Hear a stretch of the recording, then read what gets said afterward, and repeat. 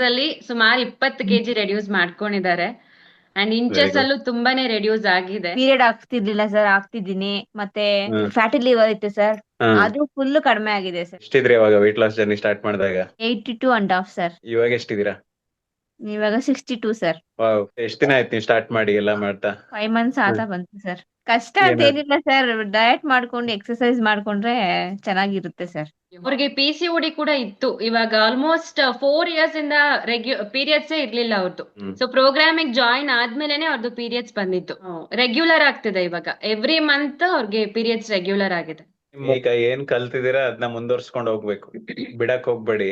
ಅಂದ್ರೆ ಕಂಟ್ರೋಲ್ ಬರೋದಕ್ಕೆ ಏನೇನ್ ಮಾಡಿದೀರಾ ಕಲ್ತಿದೀರಾ ಅದನ್ನ ಬಿಡಬಾರ್ದು. ಓಕೆ, ಹೌದು. ತುಂಬಾ ಜನ ಒಂದ್ ಗುರಿ ತಲುಪೋ ತನಕ ಮಾಡ್ಬಿಡ್ತಾರೆ, ಆಮೇಲೆ ಆಯ್ತಲ್ಲ ಹಿಂಗೆ ಇರ್ತೀನಿ ನಾನು ಅನ್ಕೊಂಡ್ ಬಿಟ್ಬಿಡ್ತಾರೆ.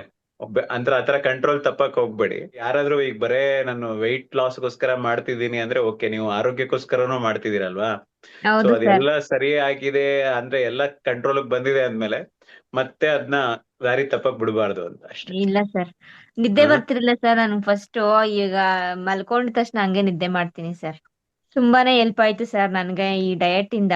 Diet and lifestyle coaching program ಸೇರಿ ಫಿಟ್ ಆಗ್ಬೇಕು ಅಂತಿದ್ರೆ ಕೆಳಗಡೆ ಒಂದು ವಿಡಿಯೋ ಇದೆ, how to join diet and lifestyle coaching program ಅಂತ. ಆ ವಿಡಿಯೋ ನೋಡಿದ್ರೆ ಕಂಪ್ಲೀಟ್ ಆಗಿ ಅರ್ಥ ಆಗುತ್ತೆ. Thanks for watching. ಧನ್ಯವಾದ.